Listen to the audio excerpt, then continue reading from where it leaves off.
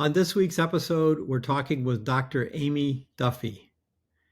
Is this food you're about to put in your body something that's going to fuel you or something that's going to create more stress for your body? And you can fix a lot of things by starting right there. No amount of pills can replace a healthy diet.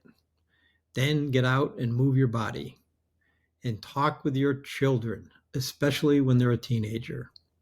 And now to our very informative and inspirational conversation with the functional medicine doctor, Aimee Duffy. Hello and welcome to the podcast, Eat Better Food Today. I'm your host, Ken Coonahan, and I'm excited to be sharing insights and why we believe health and longevity begins with the food we eat.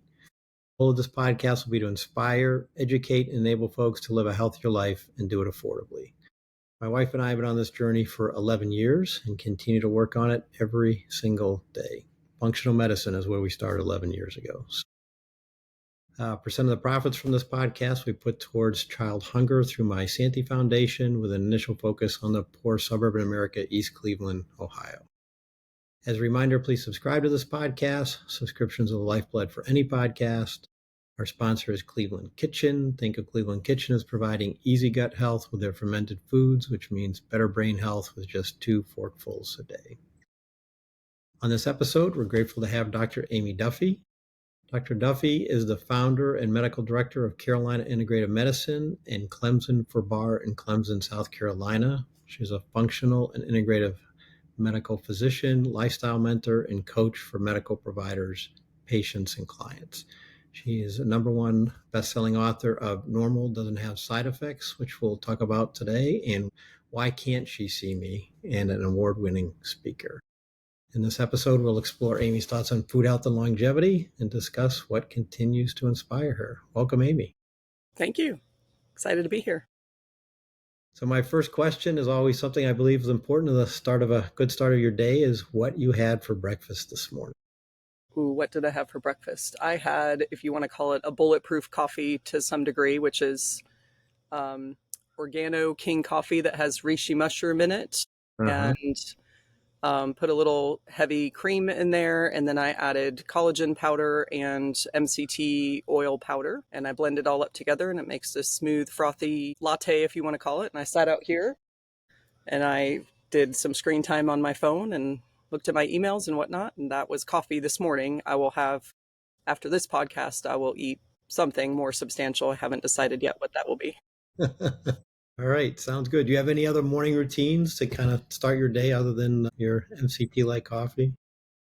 You know, what's interesting, and we can talk about adrenal stuff, is, I read the Miracle Morning book, several years ago. And so I was driven to get up early and do my 10 minutes of everything. And I still, in the back of my brain, want to be that person that gets up early and does all the things. And I have found, with life and busy and whatever, that I want my mornings to be a little bit more calm. So my routine is just, I'm awake, but I don't want to be in bed anymore, but I'm not ready to go run yet. So I will, again, try to be outside as much as I can and just sit out here and kind of prepare for my day, look at my calendar, look at my emails. And I don't know if that's the best thing or not, but that's what feels good right now, is just, I'm not quite ready to start the day. And then when I am not at the office, I tend to try to start more like 10 o'clock. And so I'll have that calm time, and then I will do yoga, or I will take the dog for a walk.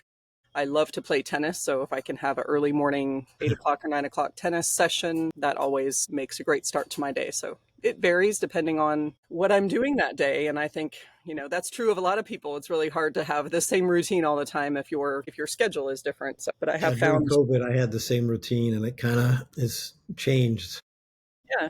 Over time. And I think, as I reflect on it, like, it's really easy to feel bad about that or feel guilty. And I think you do have to kind of adjust, right? We always have to adapt to where we are. And sometimes it makes me feel lazy, if you want to call it, say, okay, I'm waking up and I'm not hitting the gym or, getting that first morning exercise. But as my body has changed, to me, whether it's supporting the adrenals, they aren't quite ready to get up until about 9 o'clock. So I don't really feel like I'm one of the boot camp people that wake up and work out at 4:30 in the morning. That just doesn't work for me. But everybody's got a different circadian rhythm, right? And Mine has definitely changed over the last 5 years, I would say. Yeah, I would agree with that. I was part of that. I didn't read the book, but I kind of started the 5 o'clock in the morning routine. Did that for about 6 months, and now I'm back to my old routine, which is a little bit more relaxed. Well, and I would say as long as it's functional, right? If it becomes dysfunctional that you're not getting the things done that you want to get done, then that's a different story. But what works for some people may not work for others, and you've got to be able to figure out what your balance is, and you're still wanting to get your nutrition in every day, like we're talking about, and you want to get your movement in every day. And so that doesn't have to start at 5:30 in the morning. If your schedule allows for it to be a little bit later in the day, then that works out for me a lot better. Hmm.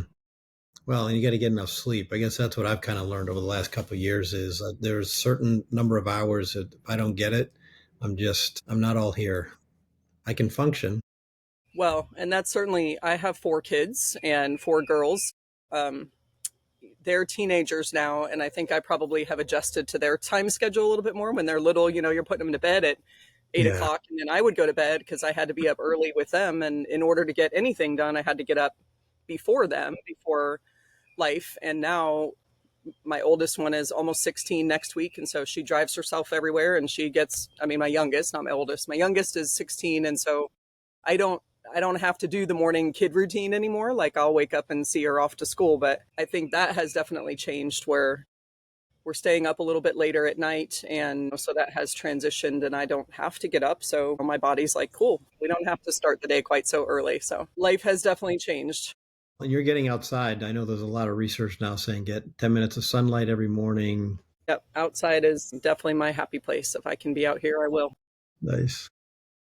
So I've talked with several functional medicine doctors, and I have my own as I discussed at the opening. But can you just describe for the audience what functional medicine is and how did you get involved in functional?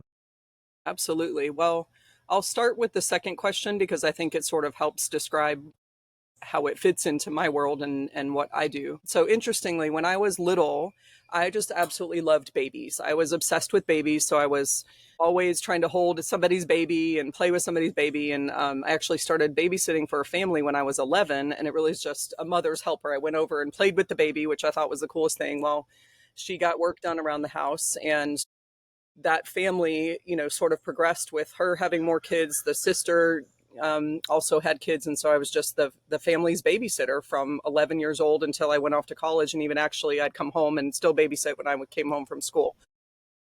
So fortunately, I got the experience to be in the delivery room with their baby when they were delivering when I was 17. So I was a senior in high school, and they invited me to be in the delivery room. And that was my first experience really with anything quite medical. And I knew that I loved babies, so I thought I was going to be a teacher or, something to do with babies. And then when I saw baby Joshua be born and, just that whole experience of being there, I was like, this is the coolest thing. And this is what I want to do. I don't want to take care of the kids afterwards. I want to be part of this baby delivering thing that happens. And went to college, went to medical school.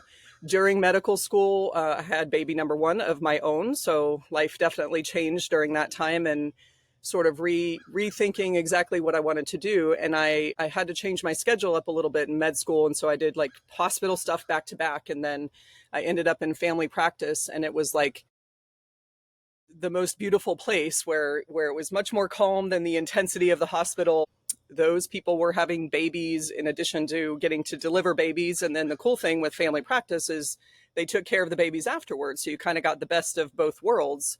So that's what I chose, is to do family practice. And I chose a residency program here in South Carolina that was pretty heavy in obstetrics. They work with the local health department. So the residency program got all the deliveries from there. So by the time I graduated, I had C-section privileges. I was doing thousands of deliveries and just loving every minute of it. Then the OBGYN office next door recruited me and said, hey, come work over here and do primary care for all the women that come here. And then you can share the OB call with us.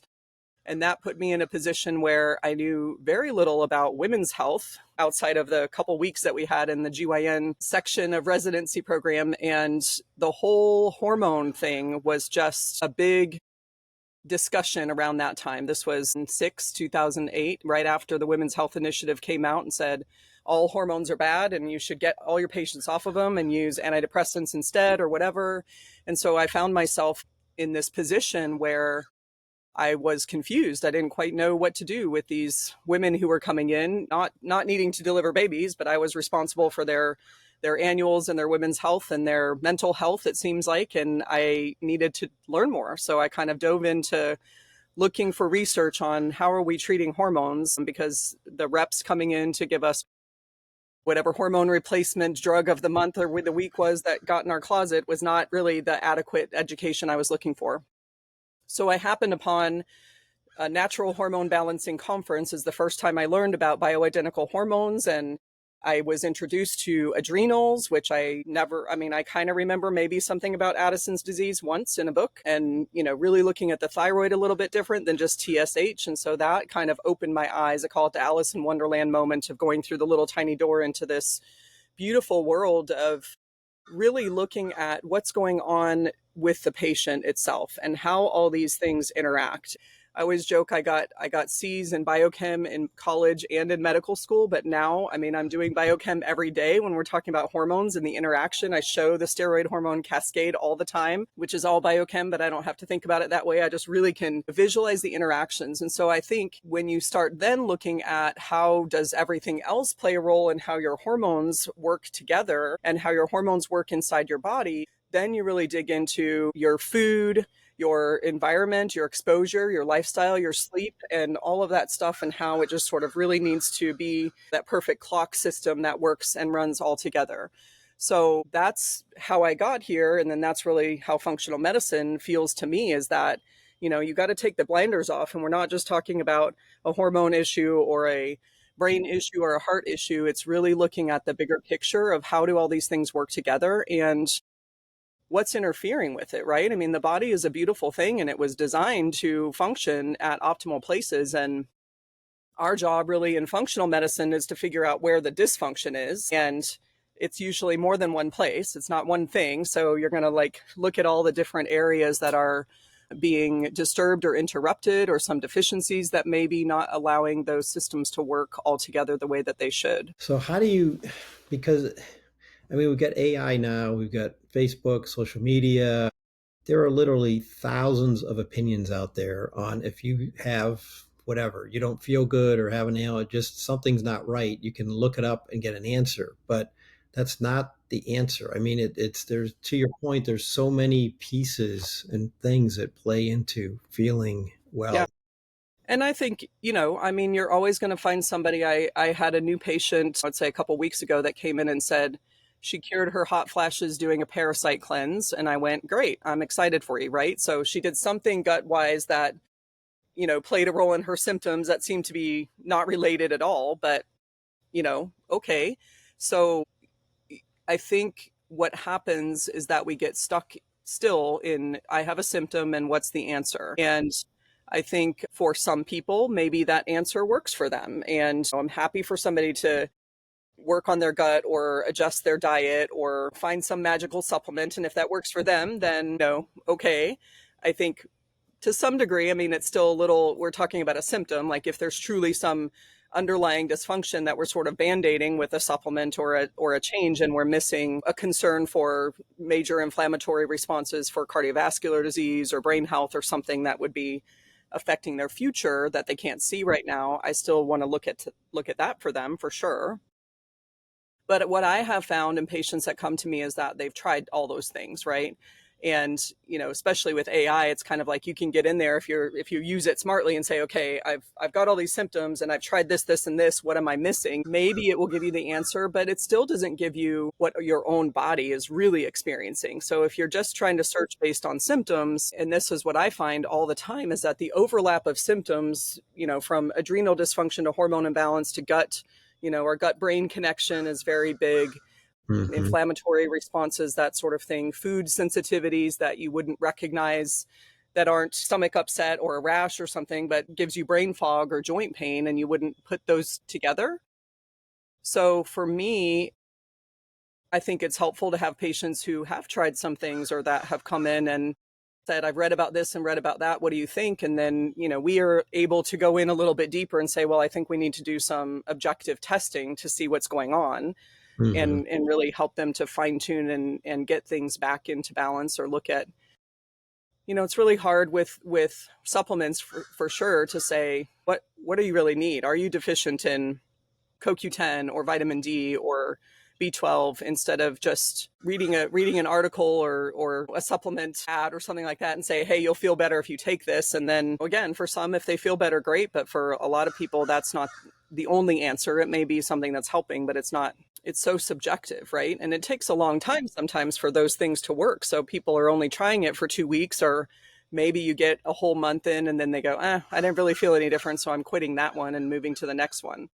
And then they come in, they say they tried all those things, and you're like, well, we don't know if it was the right dose, if it was the right mixture, balance. Is your gut in a place where it can really absorb those things? So, we'll see what AI does, but I still think there's got to be some, until AI can poke your finger or scan your body or something, I'm not sure that it's going to be able to really adequately diagnose what we're dealing with. Yeah, it's a tool. It's not. Yeah, for sure. Yeah. So And it may be helpful to guide you, right? So, based on all your symptoms, I think you may have something going on with your thyroid or your adrenals or whatever. Let's go get that tested, right? But yeah, so it's what? certainly not going to give you the answer.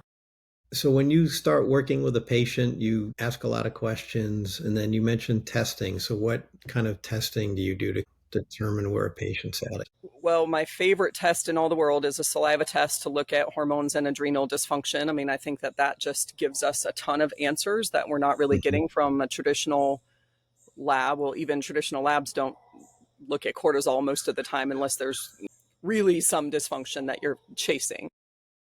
So saliva testing to me is big, getting that 4-point cortisol test that gives us a nice idea of what the body's dealing with from a stress perspective. And then I also do a lot of food sensitivity testing, and I use one that tests, you can get, really detailed into this, and some people say it's not helpful and other people, really like it. Obviously the people who created the test think it's a good thing, but the one I use helps look both at what you would call a histamine or allergic response, as well as an inflammatory response, especially for people who have autoimmune type conditions. And so I have found that to be pretty significant for our patients. There's so many reactions that you can have, and sort of cumulative reactions, that trying to keep up with a food journal and say, I felt this way after I ate one particular food, when often it's probably a mixture of different foods. So that has been really helpful for our patients. And then I do a really comprehensive blood panel looking at sticky factors for lipids, inflammatory markers, then nutritional like omega-3 levels, CoQ10, vitamin D, B12, thyroid panel, certainly looking at the T3 and the T4 and antibodies, things like that. And then if we go one step further, for certain patients, we may look at what's going on at the gut level. So we do a stool test to see Mhm. what's there. And is there good things? Is there not enough of the good things? Is there some bad things that shouldn't be there? Is there adequate digestive enzymes? So that can really give us some play into what's going on gut wise at that level. And then we can go further into testing for leaky gut. So we can measure things like zonulin, which tells you whether there is some compromise to the gut that may be affecting things at that level. Those are sort of the basics. I mean, we can go on with like, Yeah, then you yeah. can get really fancy into genetics and that sort of stuff. But I don't usually do that stuff right away. I'll kind of wait until we're looking at some other things, and then we can dive into deeper evaluation if we need to. Well, I think the important thing is here you're looking at a variety of areas to test so you can start making recommendations from a patient standpoint versus what we just talked about. Okay, I've got these 6 symptoms, plug them into AI or whatever tool, or even another medical professional you might have a conversation with, and then trying to Yeah. fix. And I think, to me, doing that and having that comprehensive look at what's going on really gives you, and I think it's eye-opening to the patients. I think they're much more bought in, if you want to call it, when they actually can see the dysfunctions and not just, oh, you have this symptom, let's try this, because that's often with traditional medicine, especially in the world of like antidepressants and stuff like that, is it's so trial and error, and they're a little frustrated with that. So I think that being able to have that data for me and my team to share with the patient, but also for the patient to visually see, these are all the areas that need to be worked on. And it helps them to understand that there isn't just one thing. We're not going to be able to say, take these 3 or 5 supplements, high five, come back in 6 months and we'll check in, right? There's a lot of work to be done. So we take patients through a process, really working on gut health. We go through a detox because we just know we're exposed to the world of chemicals, and your body needs a little bit of help sometimes with working through that. And that needs to happen in the right order. Certainly balancing hormones, working on mental health, stress, all that kind of stuff, which is typically not done in traditional practices, really. Hmm. So very, very comprehensive approach, which is fantastic. So same thing on the symptom, but when you diets are kind of the same. There's thousands of diets out there. I mean, I could probably name off a dozen right now, but it's like everybody wants to take the supplement that's in craze. Everybody wants to do the diet that's in, but if you don't know what is going on in your body first, it doesn't matter what diet or what supplement you Yeah. take. I mean, again, that ends up being a trial and error, right? And diet Right. can be, if you do something pretty extreme like keto or you do HCG or something, I mean, you might see results fairly quickly, but most of the time, making an adjustment to your diet is going to take a lot of time. To me, I kind of call it the D word because I don't like that term at all, to say we're going to put you on a diet, right? Because that then implies that you're going to come off that diet at some point in time, right? Um, so really, again, for us, when we have somebody who comes in, we have that food sensitivity test in front of us. That's Hmm. really the changes that they're going to make right away, is to say, hey, let's at least remove the things that we know that we can be in control of, that we know are causing your body stress. But then we have to go one step deeper to answer the why. Why is your body responding and reacting to these foods? Hmm. So it's not just about removing the foods. And I think a lot of people do that. Is like, oh, I went gluten free and I felt better.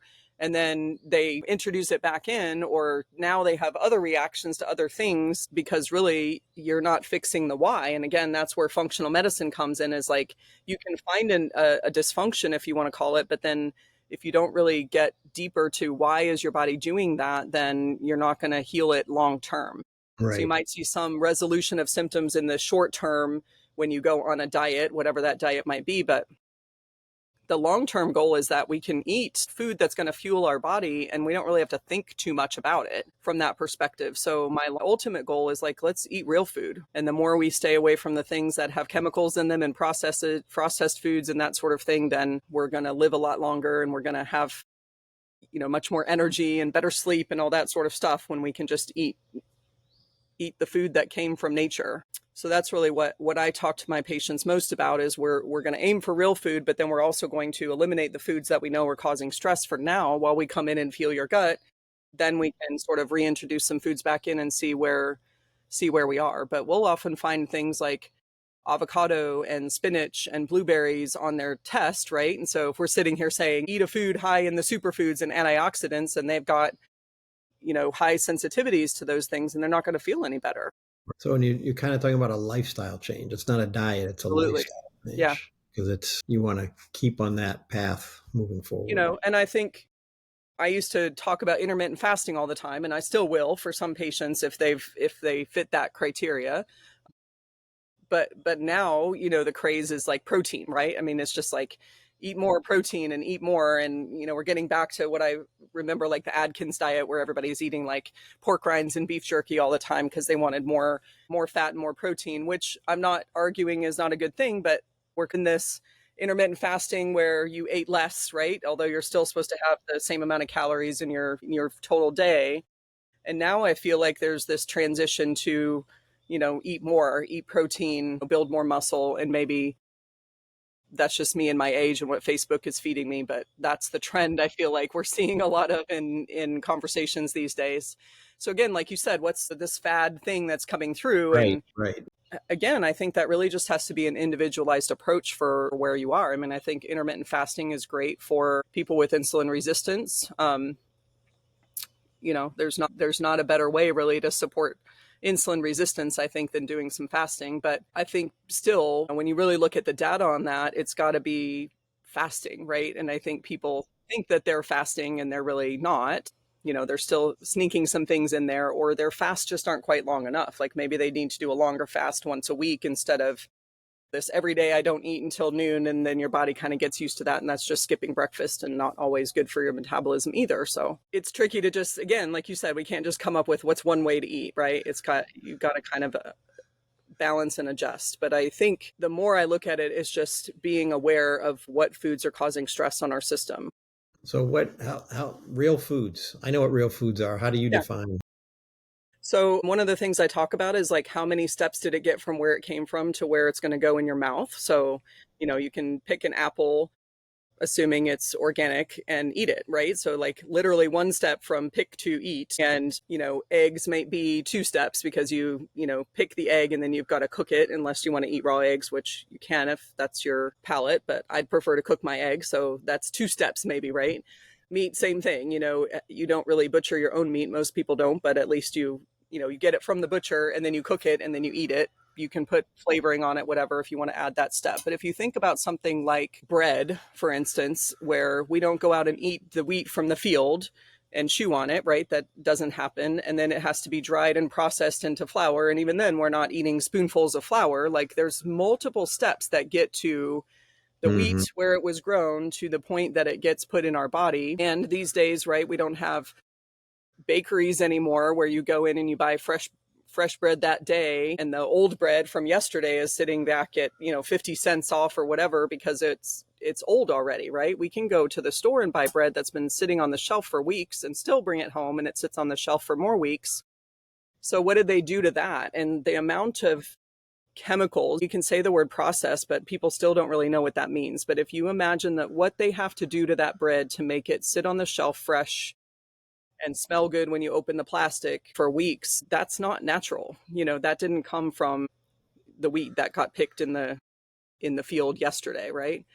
So I think that plays a huge role. Does everybody need to be gluten-free? I don't know the answer to that, but even Hmm. then, gluten-free muffins and gluten-free bread still have a lot of chemicals to make them even palatable. So Right. that's a big pet peeve for mine, is just I went gluten-free and I bought all the packaged gluten-free stuff too. When you think about, if you're going to stick to real food, then you've got your vegetables, you've got your fruits, you've got your protein, whether it's eggs, meat, or fats, or soy or whatever, although soy still has to be processed a lot before you Hmm. get to where you're going to go with there. But if you think about it that way, then you're pretty much going to do a lot better, right? You're avoiding all those chemicals and all the processing stuff, and you're just eating food Hmm. that came from nature. And do you recommend like a mix of proteins, veggies, fruits, carbs? Yeah, I mean, again, it kind of depends on the person, but I think your protein and your fat sort of get mixed together, especially if you're eating eggs and meat that have some fat in them. You're going to have a blend there. Carbs, it kind of depends on what your goals are. So, if you are trying to lose weight, I think you probably do need to minimize your carbs a little bit more. So maybe you're eating 25 to 30% of your diet is carbs. Sometimes that's hard to visualize, but if you have a plate, you can have a little bit of carbs, and I'm talking like sweet Yeah. potatoes and those heavier carbs. But like if you're sitting down to eat a meal, I think most of the time it's, can we get 2 to 3 servings of your vegetables? You get some protein on there. The fat's going to take care of itself, but you can always add, some olive oil, avocado oil, cooking ghee, that kind of stuff. Throw an avocado on top or something like that, so that we're getting some good quality fat there too. Fish is always a great option from that standpoint, although then you have to think about, where did my fish come from? And, it just gets sort of overwhelming from that perspective. Then, the big thing right now is to get your 1 gram of protein, per pound of body fat daily. I think if that truly is the case, and for a lot of my patients, I think I'm dealing with women that are in menopause and aging, and there's a lot of muscle wasting and a lot of muscle loss. Um, in the world of weight loss medications and things like that, we're really focused on, are we making sure we're maintaining our protein to maintain our muscle mass? If you're just going on a diet to lose weight, we have an InBody or a machine that allows you to really look at body composition. So we're always measuring that to make sure if we're losing weight, that we're losing the right weight, and we're not losing muscle, which can be pretty dramatic, and it's hard to recover from that to some degree. So we want people to stay functional and be able to get down on the ground or lift heavy things. And do what we need to do to survive. We want to Well, make sure we're that's maintaining that protein so that we can maintain our muscle mass too. right, exactly. And I mean, exercise plays into that too. I mean, over the age of 50, you start to lose a lot of muscle Absolutely. mass. And Yeah. that means when you get into your 80s, you're brittle, you fall, you break something, and it's just this very bad cycle if you're not watching your muscle mass and taking care Absolutely. of I it. mean, you want to bounce, right? You want to bounce and not break. So, you've Right. got to be agile to some degree. So we talk a lot about functional training. And I think, again, we went through sort of the craze of checking your pulse and being in anaerobic so that you can burn fat. And so it was all about cardio, right? And kind of Hmm.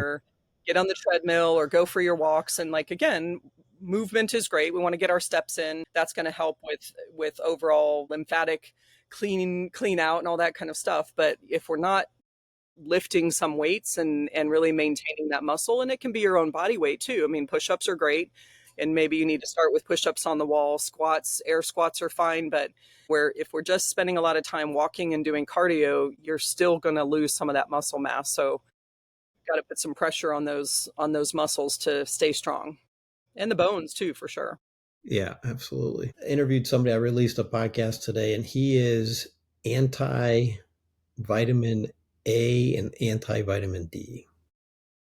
And he said you can get it through being outside, you can get it through foods, but you don't need to take a pill for those two supplements. So he just has and he does do testing before he makes recommendations to patients. So I'll just say that, but he's just very down on those two supplements.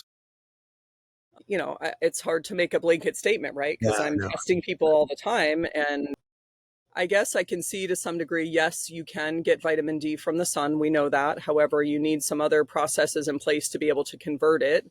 So Hmm. I've seen landscapers who have brown leather skin that have a vitamin D of 17. So they live in the sun and yet they're not making that conversion. So hard to say what's missing then. Now that's where you get, into the biochem that my brain doesn't really like very much, but we can dig into it to see what's missing there that's not letting that conversion happen. And to some degree, you've got to figure out what comes first, right? So if yes, our goal is to say, can you spend some more time outside? And you have a person who's got a life that they can't really adjust to, where maybe they've got kids they're taking off to school and then they go straight to work at 8 o'clock and then they pick up the kids at 5 and they go home and cook dinner and they're tired and then they Hmm. didn't step outside one time, right? And to be able to say you have vitamin D deficiency that could be causing these dysfunctions and your job is to go outside more, are they really going to be able to do that? So Right, right, maybe they don't need it forever in the rest of their life. And I think about this with adrenal stuff too. I mean, you can read all about adrenal supplements and you can go buy any adrenal supplement you want. Is that going to be the fix?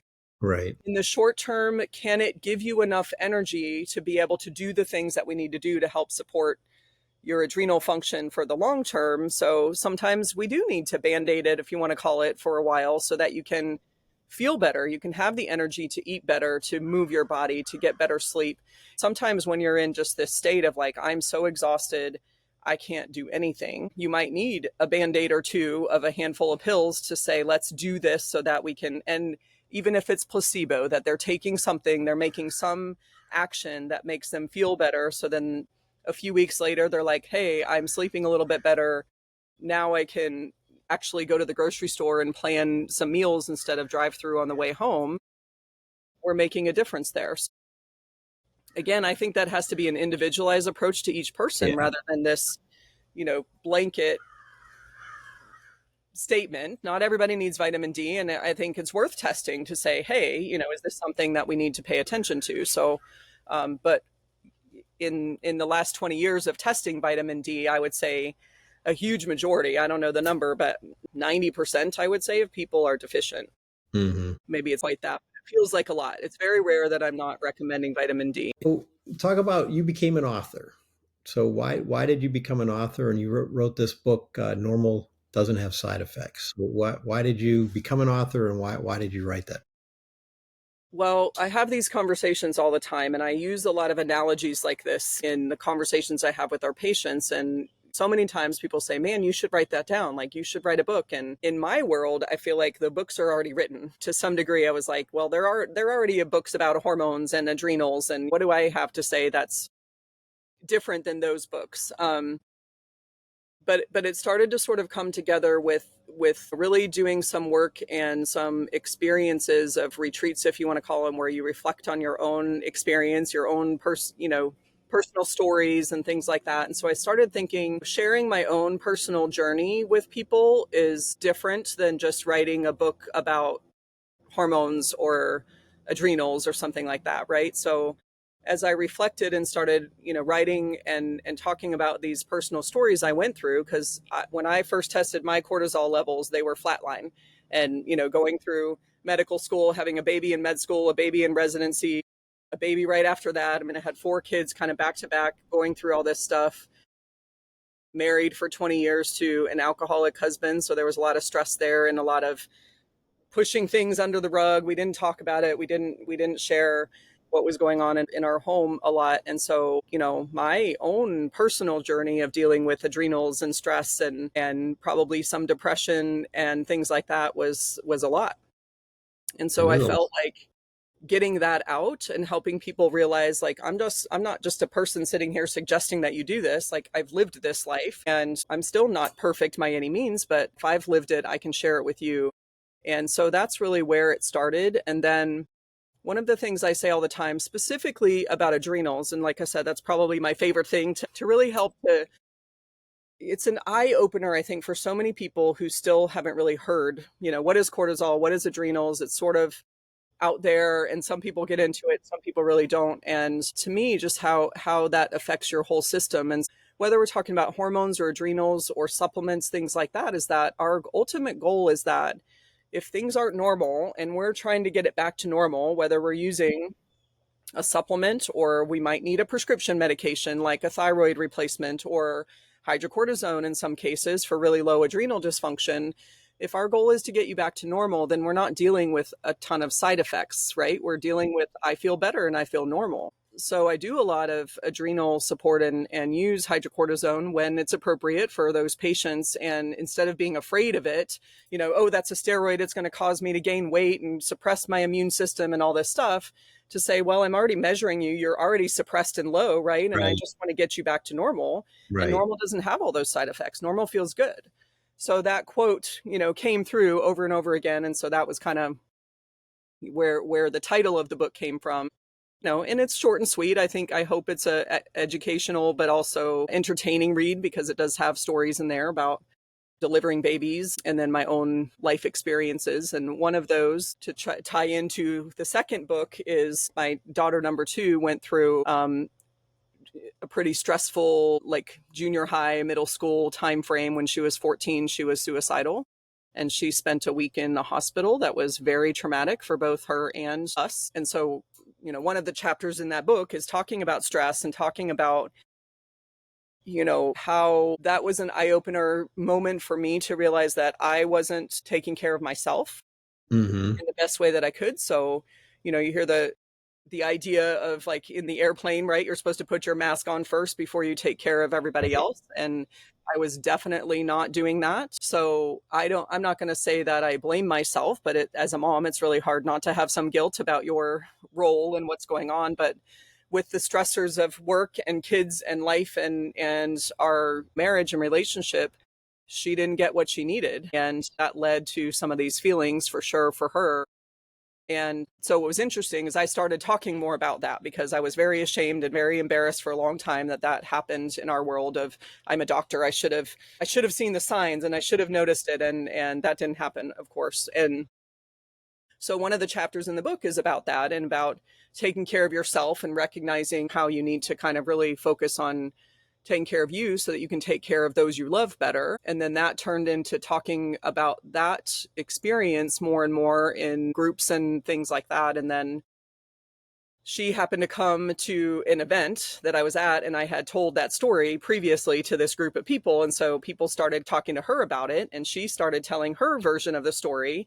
And then they were like, you guys need to write this book. This is fascinating, how you get the mom version and then you get the kid version. And so that's what we did is we blindly wrote it with an outline of the different chapters. And then I wrote my version of that and she wrote her version of that. And so that book is our story of that week and that experience there and really just getting it out there. And I think what's happened is that even if it just gets people to talk about it, because again, we were both shy, we were both embarrassed about the situation and not wanting to talk about it.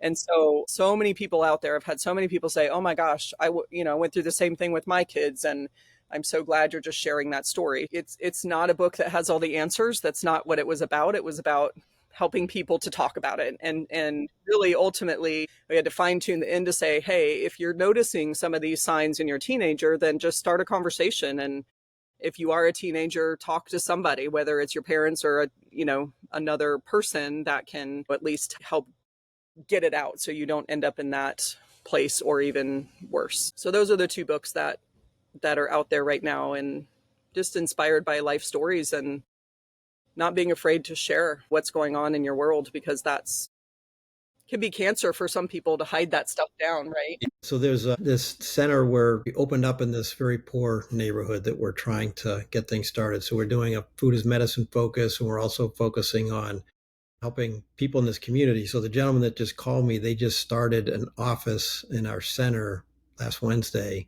He's here this morning. I don't know what he needs. So I'll call him back when we're done. But essentially, they're working with immigrants. So I'll use that, legal immigrants that come to this country and they need help finding housing, a bank account, where to buy groceries, what doctor to go see. And also it's an organization that we're supporting in this center that we have in this neighborhood. So Nice. that's what's calling. So sorry. No, you're fine. He must have called like 4 times. The book you talked about that you wrote with your daughter, I'm going to share that with my wife because she works in an urban school system. She teaches 8th graders. One of the things that seems to be from a society, I mean, it happened with you, but from a society standpoint, there seems to be more thoughts about suicide and also an increase in chronic disease. So I'm not sure if there's a relationship there from what we're talking about, but I guess just your thoughts on both of those.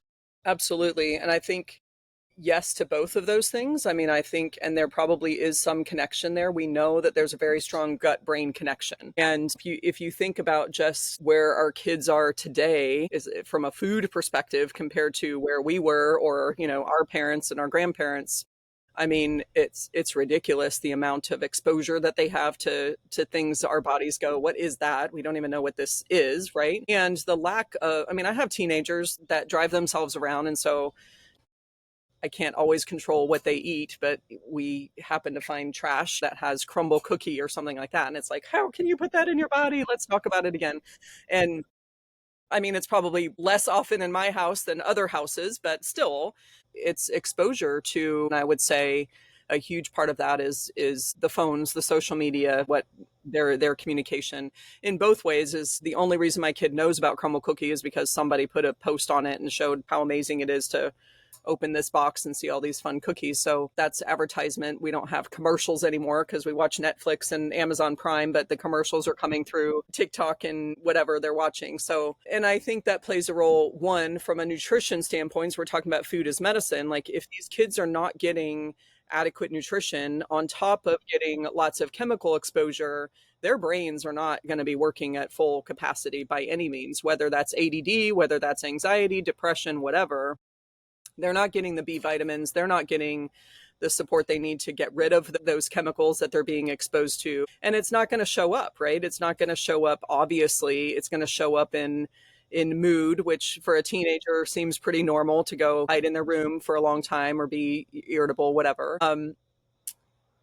And their friends are not going to pay attention or really notice it until it gets something really dramatic, because they're all going through the same thing. So nutrition plays a huge role in that. And I think, again, that exposure, I think social media, to be able to see, and this really, I feel like, was a big role for my daughter and her friends going through moods and similar things, is like they're seeing posts on Facebook about people saying they want to kill themselves, right? And I'm not sure that they would have had that kind of exposure otherwise. I can't guarantee that, but I don't remember having those conversations in middle school when I was growing up. I'm almost 50, so that was 35 years ago, 40 years ago.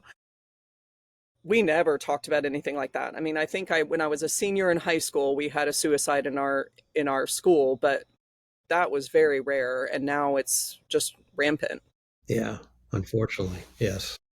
So, is it getting talked about more? I think there's definitely exposure to social media that's driving kids, and it's the same thing really with some violent stuff, right? Or sex to some degree is like it's being normalized because it's being talked about so much more that Hmm. it's not quite so taboo and scary. So it's very scary what our kids are being exposed to compared to what they used to.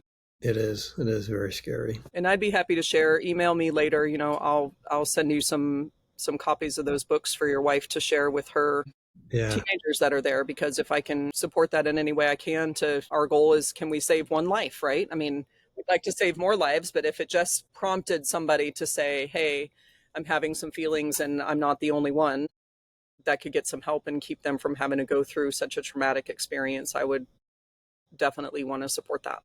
Yeah. Okay. Thank you. Thank you. Yeah, because I know they want to have more conversations about it. They have counselors that come in, and my wife is very passionate about trying to help these kids. So thank you. Do you do anything? So we're talking about food a little bit, but food, we kind of talked about what would be good food, the proteins, the vegetables, the fruits, but there's also, like you talked about, an organic apple, but also the proteins. If you can get proteins that are not, Yeah, I don't not know, not messed with, right? not messed with, but are just natural. You get And as cows close to grazing nature on as them. possible, right? So Exactly. again, people think it's this fat or whatever, but I mean, grass-fed beef is grass-fed beef, right? I mean, again, you go back to the old way of doing it is you have a cow sitting out in the field and then you're eating the cow, right? So, and say, chicken, you think about chicken and how huge chicken breasts are now compared to where they used to be, or chicken wings. The more we try to stay organic and natural, the size of chickens is much bigger than they used to be. And I think that again just plays a role in genetically modified as well as, bulked up with whatever chemicals and hormones that they're going to add to that. And that goes straight into our bodies, right? It goes straight into every molecule every day is replacing itself. And people wonder, oh, I used to be able to eat these things, or I used to lose weight super easy. And they think, oh, it's aging and whatever. And who knows? We don't have all the answers to all that. But if you can look back and say every time you're replenishing your body with something that is full of chemicals and hormones and things, and that's going into your cells that are replenishing themselves, then like you're a whole new human being after so many years. And so again, that goes back to thinking, am I what I'm sitting here with a handful of food, and like, is this going to really support my body and nourish it? Or is it going to create some stress? My body's going to have to go, what do I do with this? So again, same idea though, is the more that you can get your proteins to come from a natural source that hasn't been messed with, then that's the ultimate goal. Here you go. If you can't, then that's where you want to go really lean, right? Because a lot of the toxins and stuff and hormones are stored in the fat. So if you can't get it for some reason, whether locally or unavailable, or just you can't afford to buy grass-fed hamburger that's now what, $11 a pound, then just go lean as you can possibly go. Get rid of any fat that accumulates and do your best to try to avoid it as much as you can. That's the first time I've heard that about Really. the lean. Yeah, with the lean part. A lot of conversation about grass fed, organic, that kind of thing, but the lean part, that's not come up before. Well, That's very that's good why, advice. the marbling in steak is so tasty, right? It tastes Right. good, and everybody wants, and yeah, we're saying we're not afraid of fat, but you got to make sure your fat is Correct. a good source of fat and not coming from a place that's full of toxins. So just like us, we're going to put toxins in our fat. So when people get fatty liver disease, I get patients all the time, I'm doing everything right and I'm not losing weight. What's going on? Well, again, your body's job is to protect you, and if it's trying to get rid of these toxins and it can't for whatever reason, then it's going to start creating storage units for those fat, or for those toxins, and that's fat.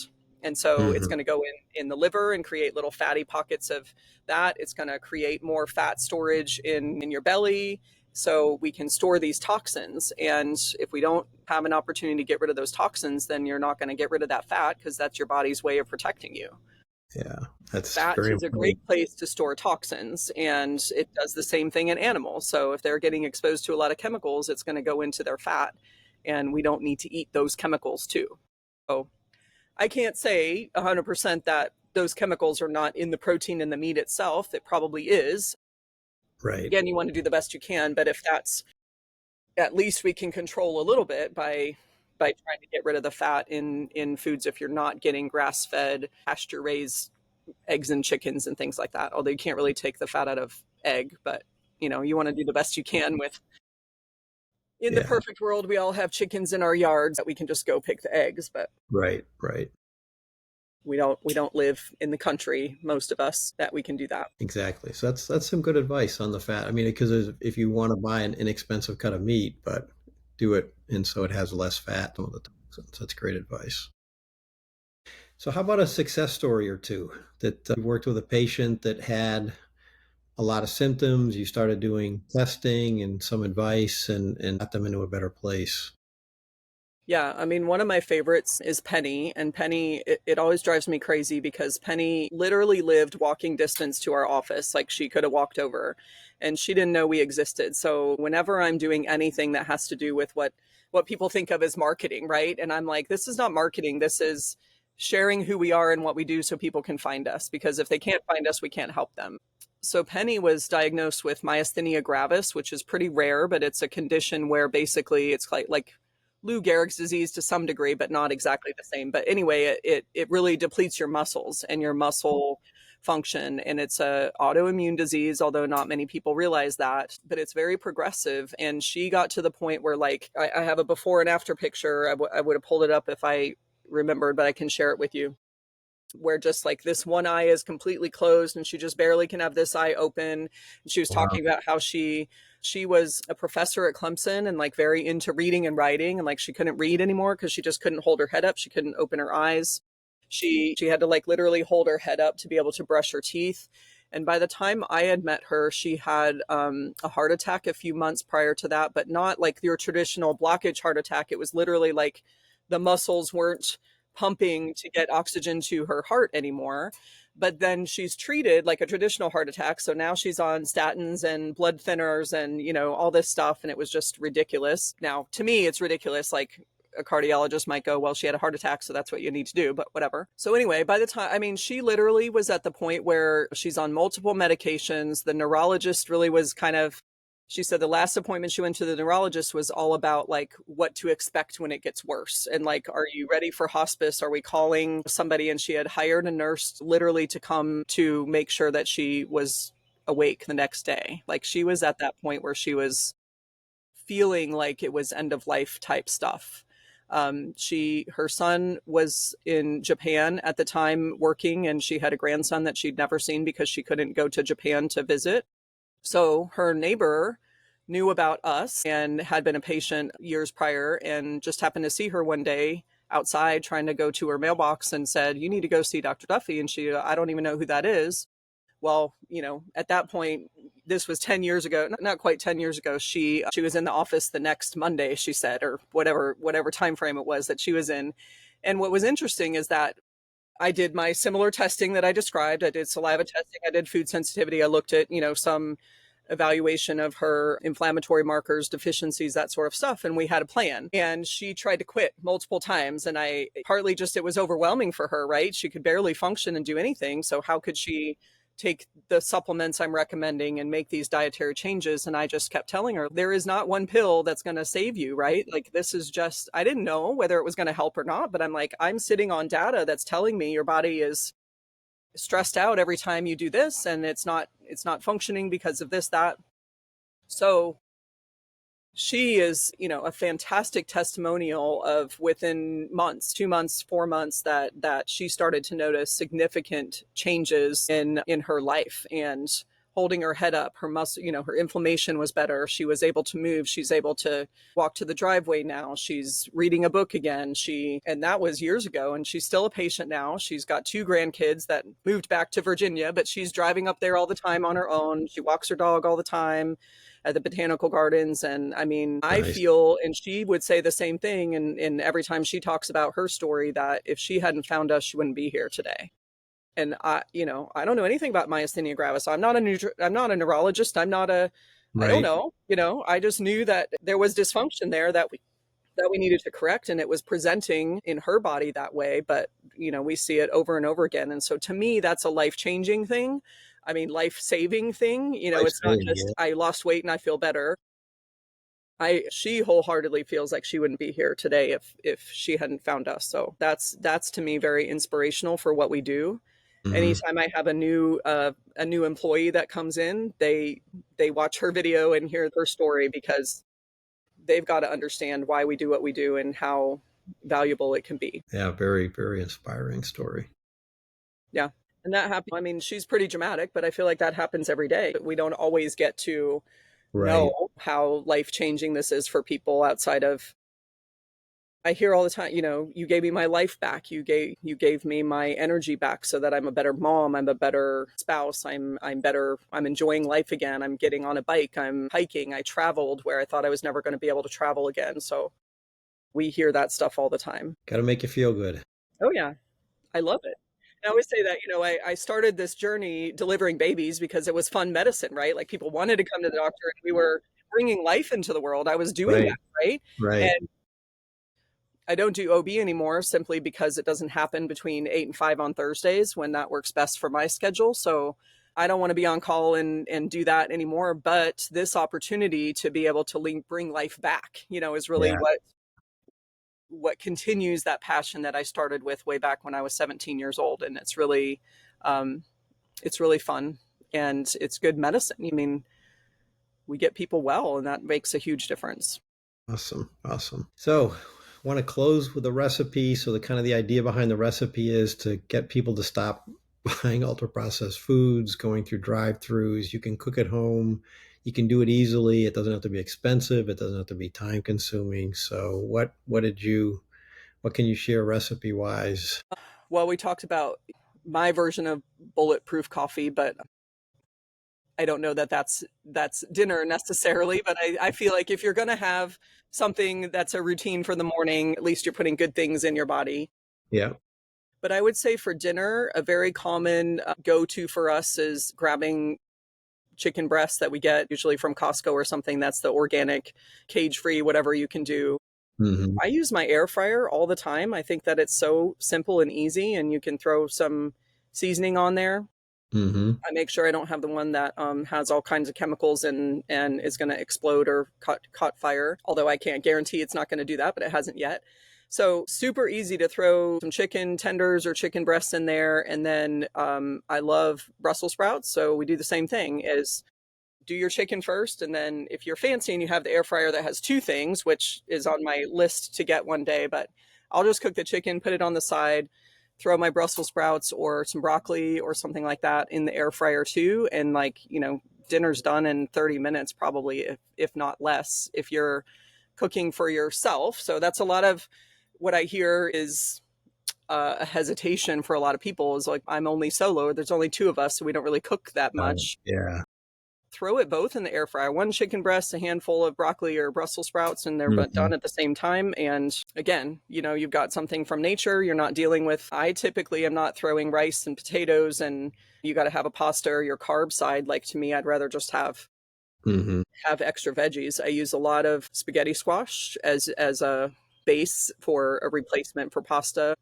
I love cauliflower rice, but I don't like cooking it. I don't want to take the time to do that. So if I buy it frozen organic, I might throw that in a dish with stir fry or something like that too. So I love the air fryer. To me, that's just a life changing thing that you can put pretty much anything in there. Hmm. You don't have to mess with the grill and turning the oven on and wait for it to heat up and all that kind of stuff. We're not putting what you would typically have got the air fryer for, which is your processed frozen French fries and chicken nuggets or whatever that you're putting in there instead of a real fryer, but Hmm. we use it for real food all the time. Nice. Yeah, and you can easily make a chicken nugget yourself with kind of the same chicken breast you talk about, cut up into pieces, a little bit of egg and flour, stick it in there, and We'll do just Parmesan cheese with garlic too, yeah, and that makes a nice yeah. little crust. So you don't even have to use any kind of carb for that too.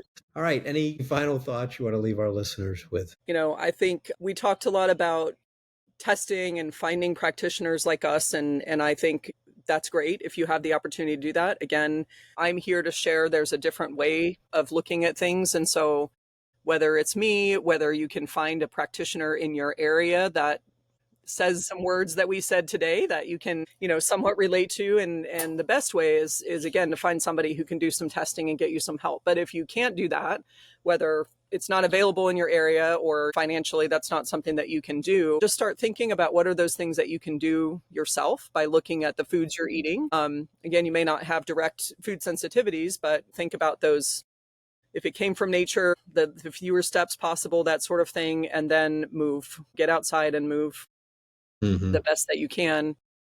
I mean, we can go on and on, get better sleep and all that kind of stuff. But I just want to make it simple to start out with is like, let's just, and that this is all about eating better food, right? So start there. Is this food you're about to put in your body something that's going to fuel you or something that's going to create more stress for your body to have to deal with? And you can fix a lot of things by just starting right there. Yeah, and you can know in a couple of weeks, just changing your diet to what you just described. You'll know in a couple of weeks if it's helpful or not. And yeah, most of the time it's going to be helpful. And then you can dig a little deeper. But I mean, that's where we start too. We just happen to have some fancy tests that help guide us a little bit further. There's no amount of pills I can give somebody that's going to replace a diet. Not a diet, but replace healthy food. Let me put it that way. Yeah. Awesome. So, well, thank you very much. Absolutely. As I mentioned a few minutes ago, my sponsor is Cleveland Kitchen, the leader in fresh fermented foods. Try Cleveland Kitchen's crunchy and delicious krauts, kimchi, and pickles, packed with probiotics to support your gut health while elevating your meals from ordinary to extraordinary. Cleveland Kitchen, where taste meets wellness. Find it in the produce or deli section of your local grocery store or visit clevelandkitchen.com for more information. And please follow the show every week where you listen to podcasts or on YouTube. Leave comments below or on my website, Eat Better Food Today.